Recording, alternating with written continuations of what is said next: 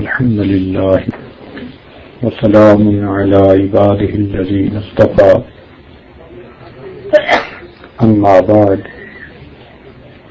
أعوذ بالله من الشيطان الرجيم بسم الله الرحمن الرحيم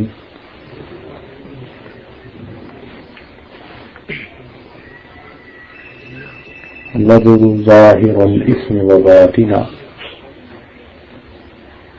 وقال الله تعالى في مقام آخر يا أيها الناس إنما بغيكم على أنفسكم وقال الله تعالى في مقام آخر من يعمل سوءا يجز به سبحان ربك رب العزة عما يصفون وسلام على المرسلين والحمد لله رب العالمين اللهم صل على سيدنا محمد وعلى آل سيدنا محمد وبارك وسلم اللهم صل على سيدنا محمد وعلى آل سيدنا محمد وبارك وسلم اللهم صل على سيدنا محمد وعلى آل سيدنا محمد وبارك وسلم وذروا ظاہر الاسم وباطنہ چھوڑ دو وہ گناہ جو تم ظاہر میں کرتے ہو یا چھپے ہوئے کرتے ہو۔ قرآن مجید کی یہ آیت ہے،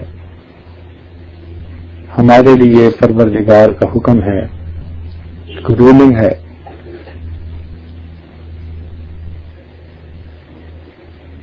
حکم خداوندی ہے،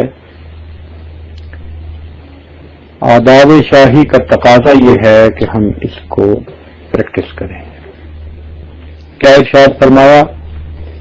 وَذَرُوا ظَاهِرَ الْإِثْمِ وَبَاطِنَهُ Leave all the sins which you commit secretly or openly، چاہے وہ گناہ چھپ کے کرتے ہو یا گناہ لوگوں کے درمیان بیٹھ کے کرتے ہو۔ فون والے دوستوں سے گزارش ہے کہ وہ اب 1 گھنٹہ کے لیے اپنے فون بند کر دیں۔ تو ارشاد باری تعالی ہے وَذَرُوا ظَاهِرَ الْإِثْمِ وَبَاطِنَهُ تم چھوڑ دو وہ گناہ جو تم ظاہر میں کرتے ہو یا چھپے ہوئے کرتے ہو۔ گناہ کہتے ہیں اللہ رب العزت کے حکم کی نافرمانی کرنا یا نبی علیہ الصلوۃ والسلام کی سنت سے روگردانی کرنا۔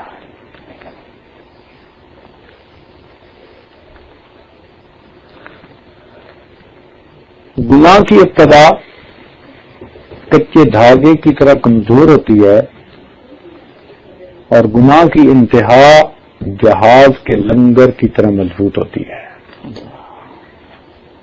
کچے دھاگے کو جس طرح ایک بچہ بھی توڑ سکتا ہے، تو ابتدا میں گناہ کو چھوڑنا آسان، اور جب انسان گناہ کرتا رہے تو یہ عادت ایسی ڈیولپ ہو جاتی ہے کہ جس طرح جہاز کا لنگر جہاز کو ہلنے نہیں دیتا، اینکر آف دی شپ، اسی طرح انسان کا یہ حال کہ اس کی بری عادت اس کو ہلنے نہیں دیتی۔ تو اللہ تعالیٰ فرماتے ہیں کہ چھوڑ دو وہ گناہ جو تم ظاہر میں کرتے ہو یا چھپے ہوئے کرتے ہو۔ گناہ کی مثال انسان کے جسم میں کینسر کی مانند ہے، cancerous part of the body. اگر کسی عضو میں کینسر ہو جائے، اب اس کا ایک علاج کہ اس کو آپریٹ کر دیا جائے، کاٹ دیا جائے۔ اگر نہیں کاٹیں گے تو یہ کینسر بڑھتا چلا جائے گا حتیٰ کہ انسان اپنی جان سے ہاتھ دھو بیٹھے گا۔ یہی حال گناہ کا، کہ گناہ کا ایک علاج کہ اسے چھوڑ دیا جائے۔ اگر انسان نہیں چھوڑے گا تو یہ گناہ بڑھتا چلا جائے گا حتیٰ کہ انسان بس اوقات ایمان سے بھی ہاتھ دھو بیٹھے گا۔ ہر چیز کے اثرات ہوتے ہیں، گناہوں کے بھی اثرات ہوتے ہیں۔ گناہوں کی تاثیر یہ ہے کہ انسان کتنی کامیابی سے گناہ کیوں نہ کرے، اس کا دل پریشان رہتا ہے. اس کو کوئی پوچھنے والا نہیں، کوئی اسے ٹوکنے والا نہیں، کوئی کہنے والا نہیں، اس کا دل پریشان رہے گا، اس کو سکون نہیں ہوگا. یہ گناہ کی تاثیر ہے. جہاں گناہ ہوگا وہیں دل کا اطمینان ختم ہوگا. یہ عجیب بات ہے. ہم نے کروڑوں پتی دیکھے جو چاہتے ہیں کھاتے ہیں، جو چاہتے ہیں پیتے ہیں، جہاں چاہتے ہیں سوتے ہیں، من مرضی کی زندگی گزارتے ہیں، مگر ان کے دل پریشان ہوتے ہیں. نہ دنیا سے، نہ دولت سے، نہ گھر آباد کرنے سے تسلی دل کو ہوتی ہے خدا کو یاد کرنے سے. تو دل کا سکون نہیں ہوتا ان کے پاس. آپ حیران ہوں گے، میں ایک آدمی کا بات کوٹ کر رہا ہوں اور عجیب سی ہے. اتنا بڑا وہ فیکٹری اونر تھا، بزنس مین تھا، کہ اس نے اپنی پسند کی شادی کی ہمارے ملک میں رہتے ہوئے، اور وہاں پر رہتے ہوئے وہ ہر مہینے اپنی بیوی کو 1 ملین روپیز دیا کرتا تھا. اتنے ریسورسز اس کے. بیوی نے بھی بتایا، خاوند نے بھی بتایا، 10 لاکھ روپے ہر مہینے اپنی بیوی کو گفٹ دیتا تھا. اور میاں بیوی دونوں میرے پاس اس لیے آئے کہ ہم پریشان ہیں، راتوں کو نیند نہیں آتی. اس بیوی کو بھی نیند نہیں آتی جس کو ہر مہینے 10 لاکھ روپیہ ملتا ہے، اور اس خاوند کو بھی نیند نہیں آتی کہ جس کو اپنے ریسورسز کا پتہ ہی نہیں ہے. اگر مال سے سکون ملتا تو یہ بندہ شاید دنیا کے خوش پرسکون انسانوں میں سے ایک انسان ہوتا، مگر نہیں. کیونکہ گناہوں بھری زندگی تھی، اس لیے دل پریشان. تو گناہوں کی تاثیر یہ ہے، دل کو سکون نہیں ہوتا، ڈپریشن. اتنی گولیاں کھاتے ہیں.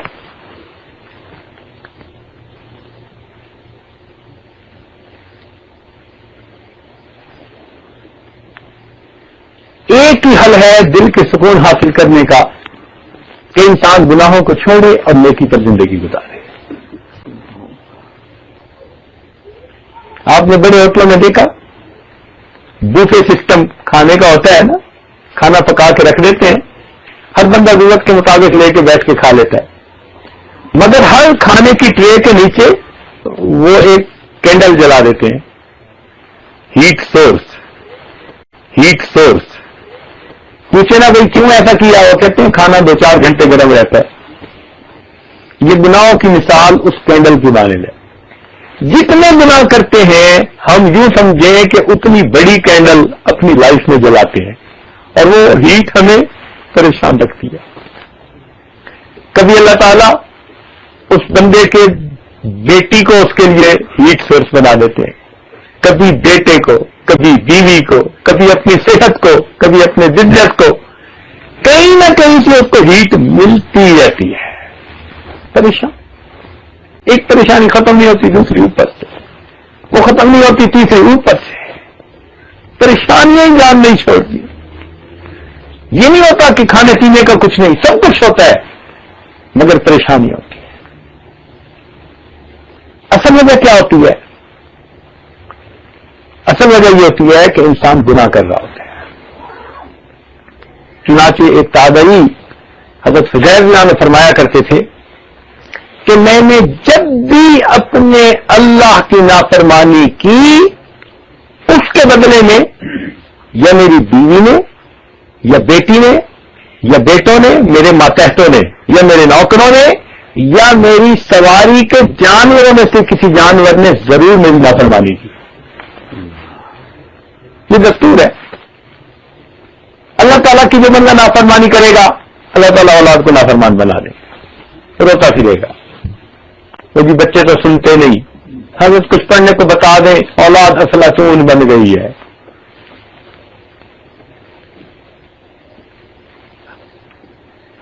حالت یہ ہوتی ہے کہ بیٹے پھر باپ سے یوں نفرت کرتے ہیں جیسے کوئی پاپ سے نفرت کیا کرتا ہے.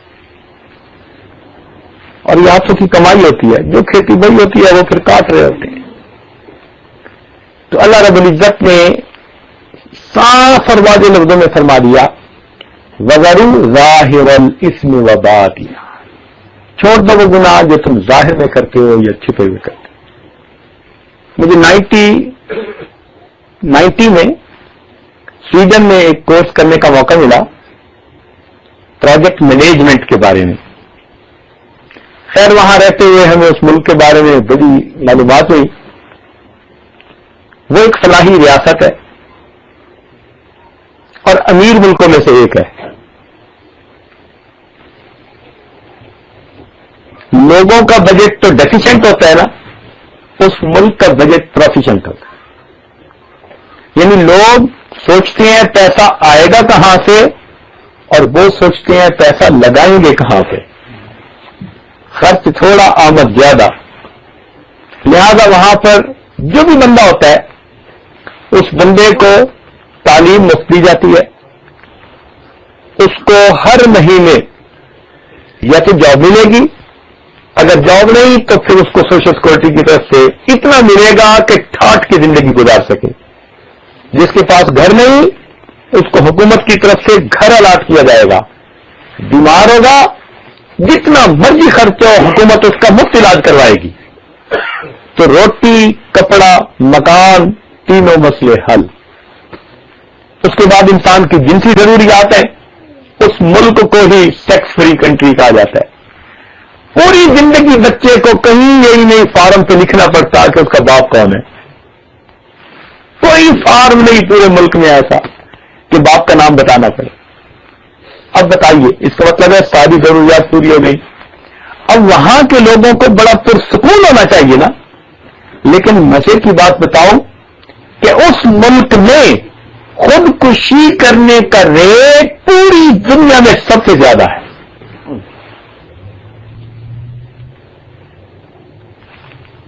بھائی اتنی سہولیات زندگی کے مل جائے کوئی مسئلہ ہی نہ ہو پھر تو بندے کو پرسکون ہونا چاہیے.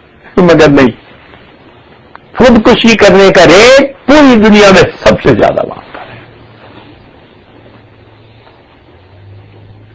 وہاں کے ایک ڈائریکٹر کہنے لگے کہ حکومت ہماری پریشان ہے. لوگ اپلیکیشن دیتے ہیں ڈاکٹرز کو کہ اتنے میں ہم نے ریٹائرمنٹ ہونی اور اس کے اتنے عرصے بعد آپ ہمیں ایک ٹیکہ لگا دینا ہم تاکہ دنیا سے چلے جائیں. اتنے پریشان ہوتے ہیں. ڈاکٹروں کے پاس اپلیکیشن اتنی جمع ہو گئی، وہ کہتے ہیں ہم کریں تو کیا کریں. اب بتائیے، معلوم ہوا کہ قلب کا سکون کوئی اور چیز ہے. یہ فقط مال و دولت سے نہیں ملتی، یہ اپنی خواہشات اور شہوات کو پورا کرنے سے نہیں ملتی. یہ ملتی ہے جب انسان نیکی پر زندگی گزارتا ہے، اپنے پروردگار کو راضی کر لیتا ہے، پھر اللہ تعالیٰ دل کو پرسکون بنا دیتے ہیں. تو ہم اگر چاہتے ہیں کہ ہم بھی ایک کامیاب اور پرسکون زندگی گزاریں تو ہمیں چاہیے کہ ہم اپنے گناہوں سے سچی توبہ کر لیں اور اپنے مالک اور خالق کو راضی کرنے کی کوشش کریں. قرآن مجید میں ہے یا ایھا الناس انما بغیکم علی انفسکم، اے انسانوں تمہاری بغاوتیں تمہاری اپنی جانوں پر. کیا مطلب؟ جتنی ہم گناہ کرتے ہیں ان کا وبال ہمارے اوپر لوٹ کے آتا کسی نہ کسی صورت میں، ہم اسے فیل کریں نہ کریں.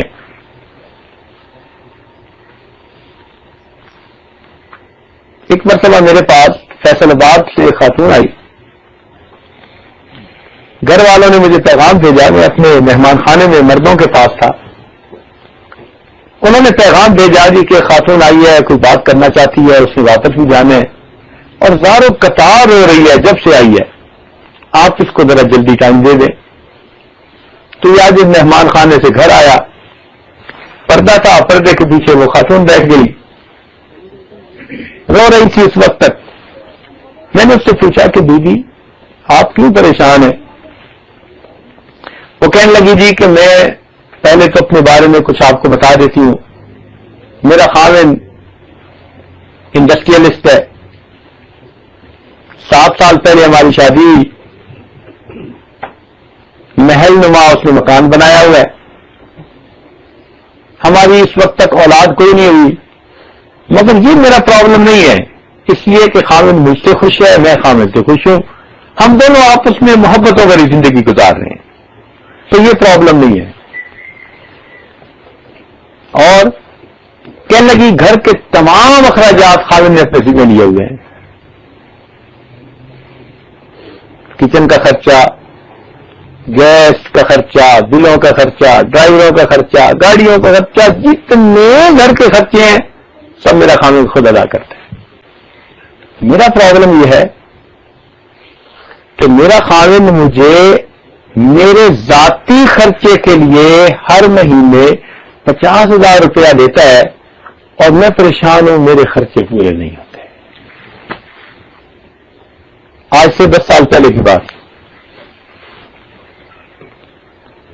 پاکستان میں جہاں اتنی سستی چیزیں ہیں، جہاں 10 فیملی ممبرز لوگ جو ہے وہ 5,000 تنخواہ پہ گزارا کرتے ہیں، وہ پریشان ہے. میرے پرسنل خرچے کے لیے میرا خاوند ہر مہینے 50,000 روپیز دیتا ہے.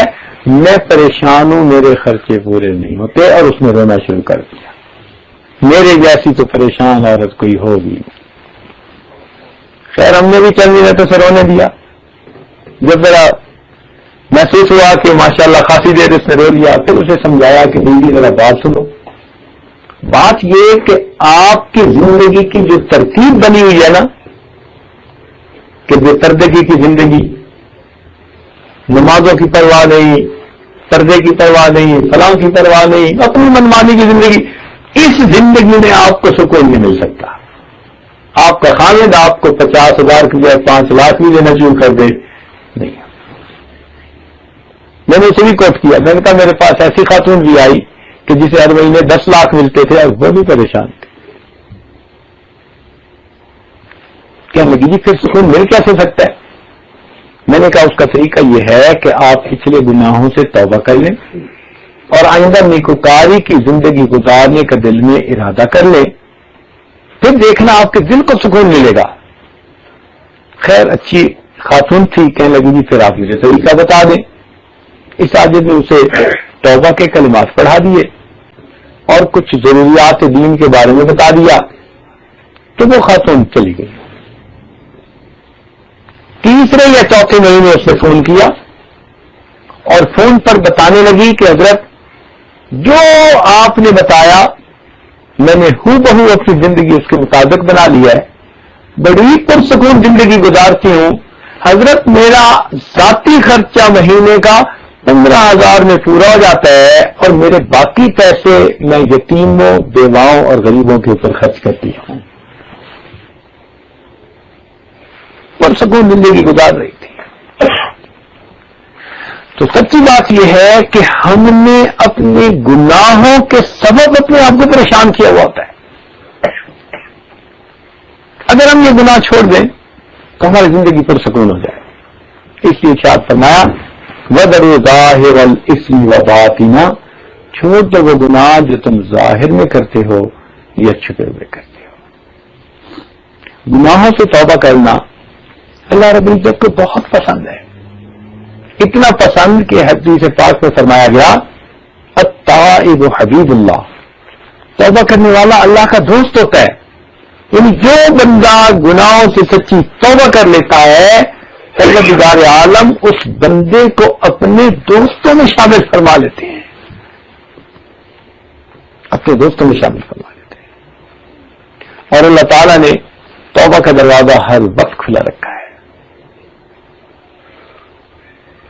اس لیے کھلا رکھا کہ معلوم نہیں میرا کون سا بندہ کس وقت توبہ کرے، ایسا نہ ہو اس کی توبہ کی قبولیت میں دیر ہو جائے. ہر وقت توبہ. ہاں جب انسان کا سانس اکھڑتا ہے نا، موت کے وقت یہ گھنگرو بجتا ہے، اس وقت پھر توبہ کا دروازہ بند ہو جاتا ہے. اس سے پہلے پہلے مہلت ہے.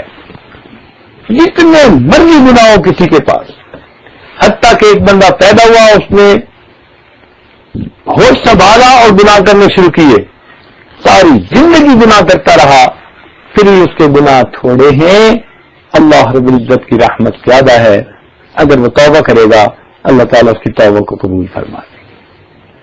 اور اللہ تعالیٰ کی عادت کوئی نہیں ہے کہ تمہارے 5 چانس ہیں، تمہارے 10 چانس ہیں، تمہارے 100 چانس ہیں، گنتی کوئی نہیں.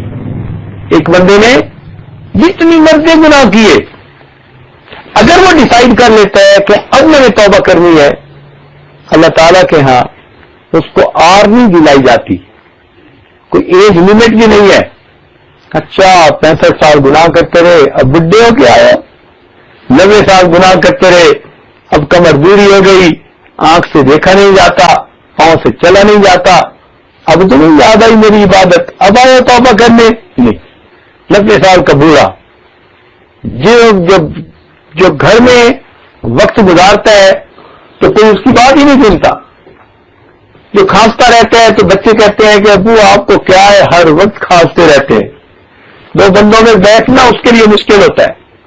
جو دنیا کی محفلوں کے قابل نہ رہا، اگر وہ بھی اللہ کے حضور چل کے آتا ہے تو پروردگار نہیں فرماتے کہ 100 چوہے کھا کے بلی حج کو چل لی. نہیں، اللہ کے ہاں دستور یہ ہے اپنی موت سے پہلے پہلے جو میرے گھر کی طرف چل کے آئے گا میں پروردگار اس کی توبہ کو قبول کر لوں گا.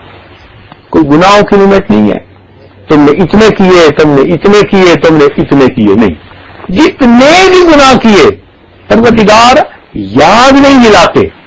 لوگوں کا تو یہ ہوتا ہے نا کہ کسی بندے سے ناراضگی ہے، سلو کرنے جاؤ تو آگے سے سب باتیں یاد دلائے گا، دیکھ میں نے یہ تیرے ساتھ بھلا کیا، یہ بھلا کیا، یہ بھلا کیا.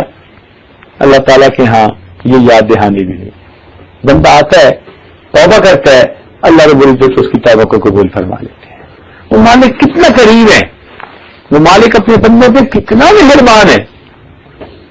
بلکہ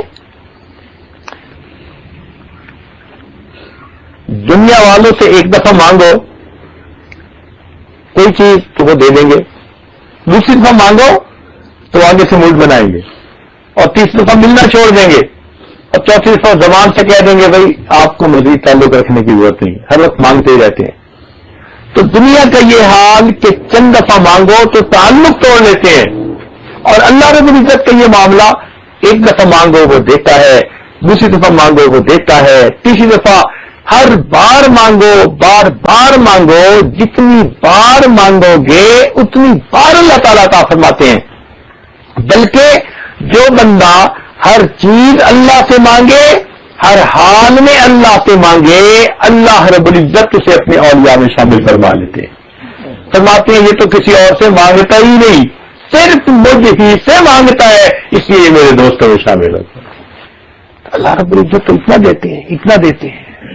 ہمیں چاہیے ہم اپنے گناہوں سے توبہ کر کے اپنے رب کو منانے کی کوشش کریں.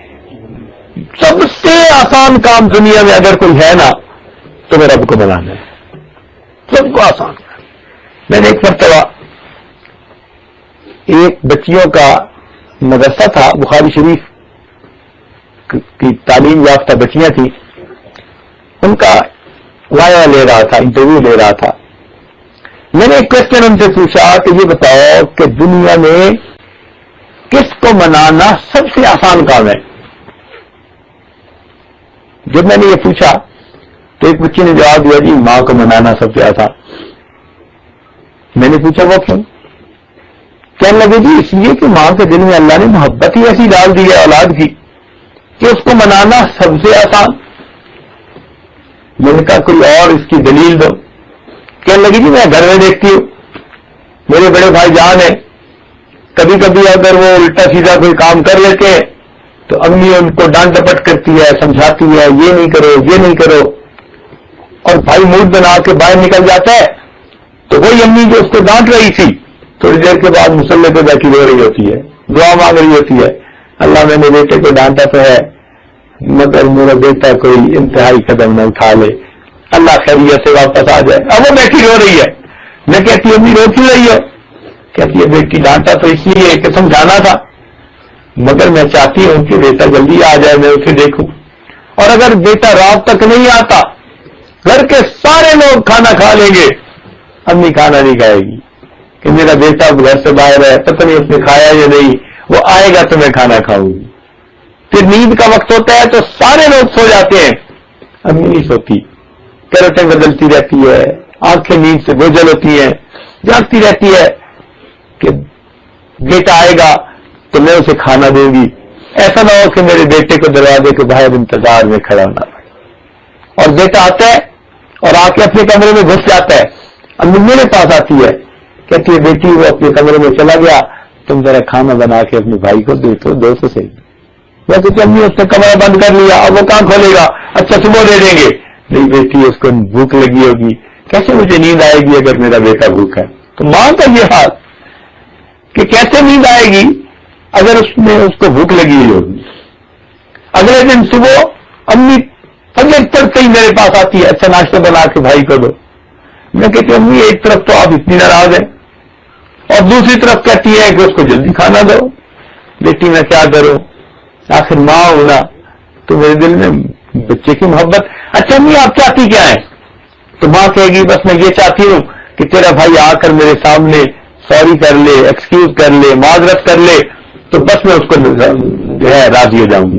اب بتائیے کہ جو ماں انتظار میں ہے کہ بچہ آ کے صرف کہہ دے امی مجھ سے غلطی ہوئی، وہ پہلے ہی تیار ہے معاف کرنے کے لیے، تو اس ماں کو منانا کتنا آسان ہے. آ کے اتنا ہی کہنا نا امی مجھ سے غلطی ہوئی، وہ پہلے ہی تیار ہے معاف کرنے کے لیے.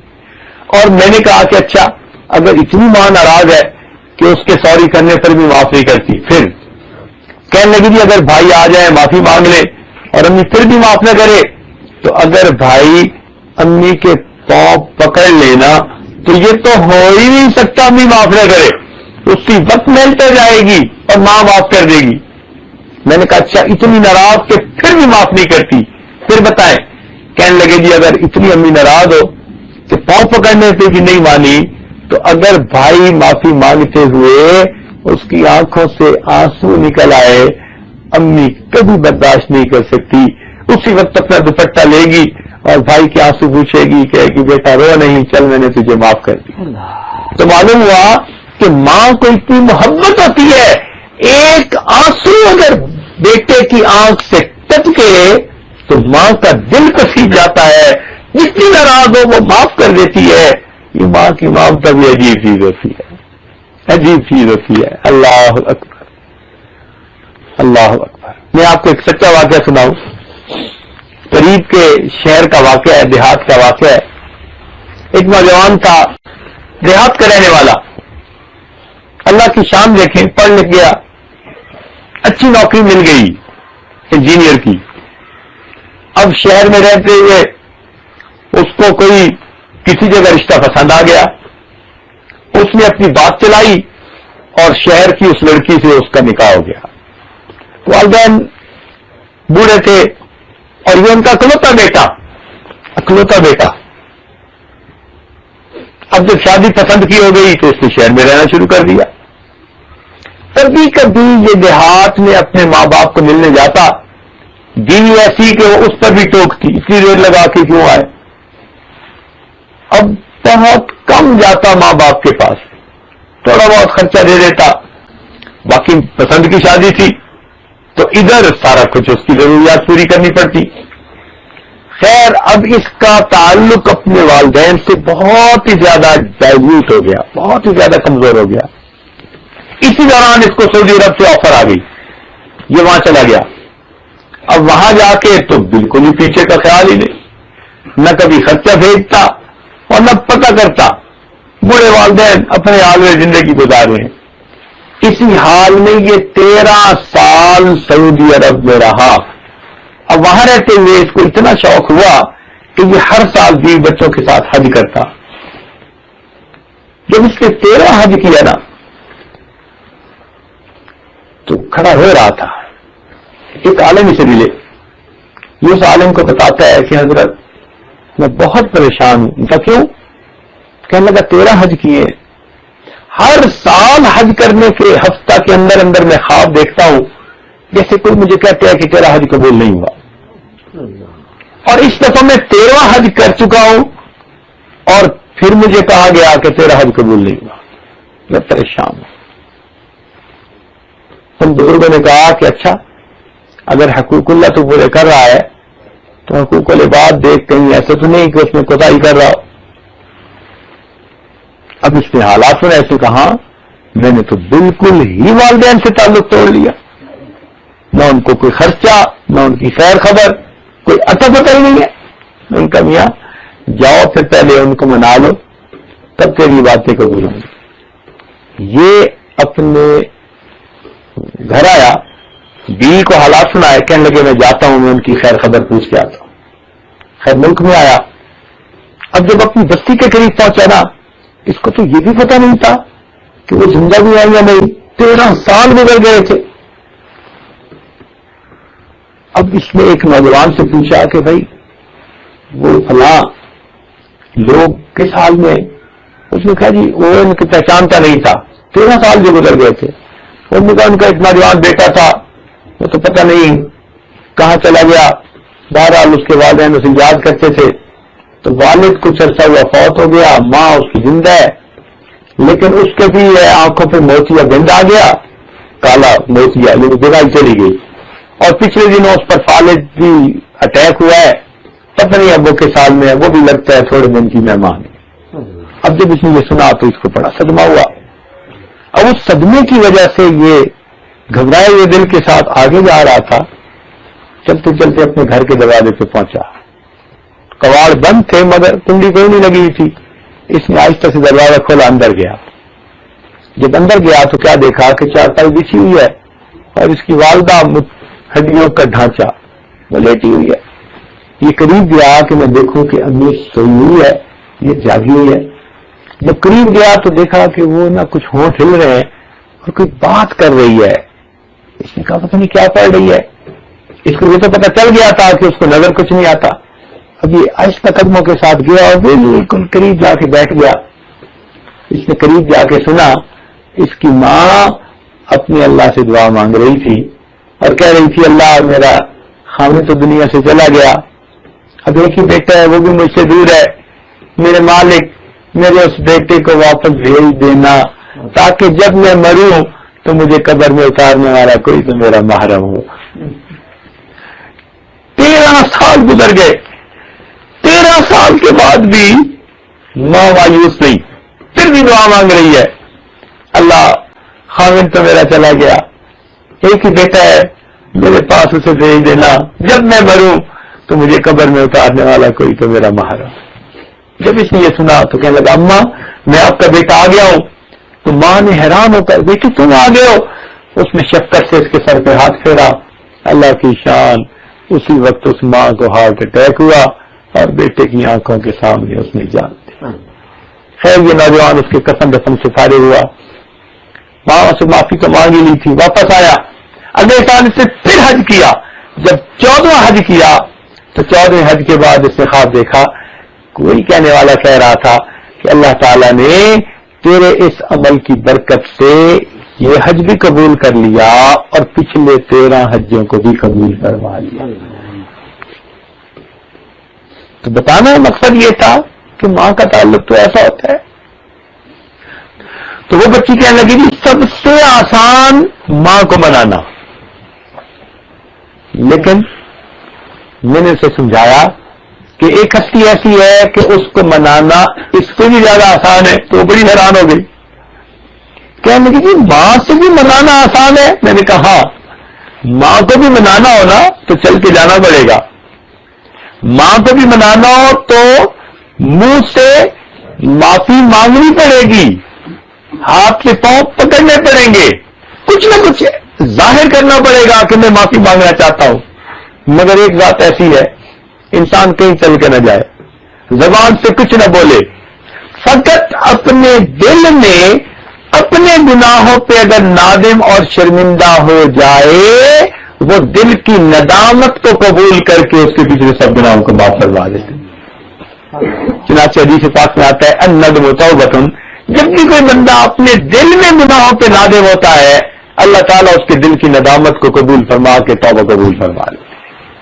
تو اللہ تعالیٰ کو منانا کتنا آسان ہے، سب سے آسان اللہ تعالیٰ کو منانا. اس لیے ہم اپنے پچھلے گناہوں سے سچی توبہ کر کے آئندہ نیکوکاری کی زندگی گزارنے کا دل میں عہد اور ارادہ کر لیں.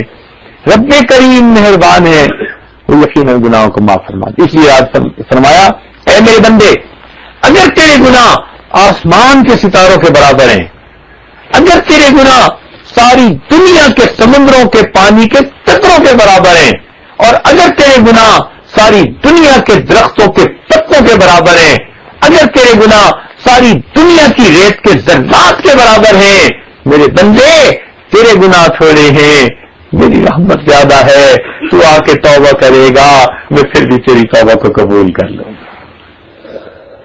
اس سے آگے بڑھ کے بات کہی، فرمایا میرے بندے تو نے توبہ کی پھر توڑ بیٹھا، پھر توبہ کی پھر توڑ بیٹھا، پھر توبہ کی پھر توڑ بیٹھا.